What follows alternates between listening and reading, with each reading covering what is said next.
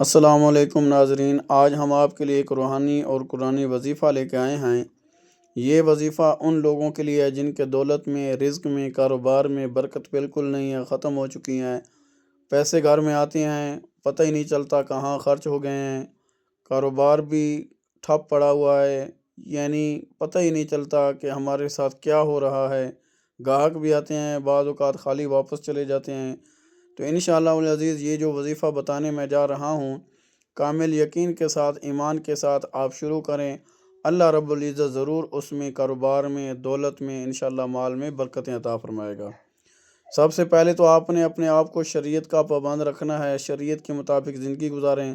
اس کے بعد پنجگانہ نماز کا اہتمام کریں۔ انشاءاللہ العزیز اللہ رب العزت کے فضل سے، کرم سے آپ کی پریشانی ختم ہو جائے گی، دور ہو جائے گی۔ وظیفہ بہت ہی آسان ہے، انشاءاللہ کامل یقین کے ساتھ شروع کریں۔ 40 دن کا یہ وظیفہ ہے، اللہ رب العزت ضرور برکتیں عطا فرمائے گا۔ سب سے پہلے تو آپ نے عشاء کی نماز کے بعد، عشاء کی نماز جماعت کے ساتھ ادا کر کے، اگر کوئی بہن ہماری یہ کرنا چاہتی ہے وہ بھی گھر میں عشاء کی نماز پڑھ کے آپ نے 121 مرتبہ سورہ فاتحہ پڑھنی ہے۔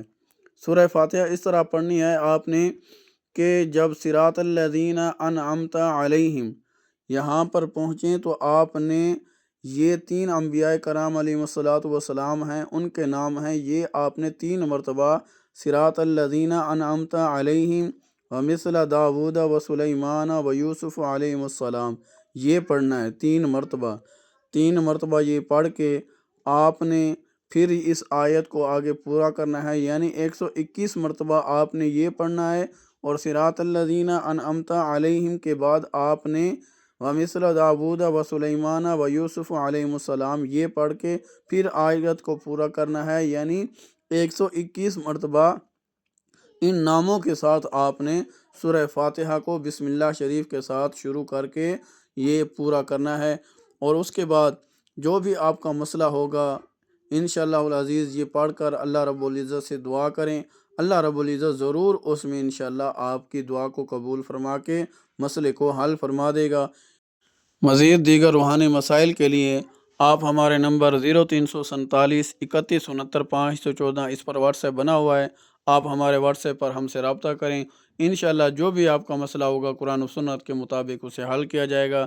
دیگر روحانی مسائل کے لیے آپ ہم سے رابطہ کر سکتے ہیں، انشاءاللہ قرآن و سنت کے مطابق جو بھی مسئلے ہوتے ہیں انہیں حل کیا جاتا ہے۔ اللہ رب العزت سے دعا ہے کہ اللہ رب العزت ہم سب کا حامی و ناصر ہو، ہمیں حضور علیہ الصلوۃ والسلام کی سنت کے مطابق اپنی زندگی بسر کرنے والا بنائے۔ آمین ثم آمین یا رب العالمین۔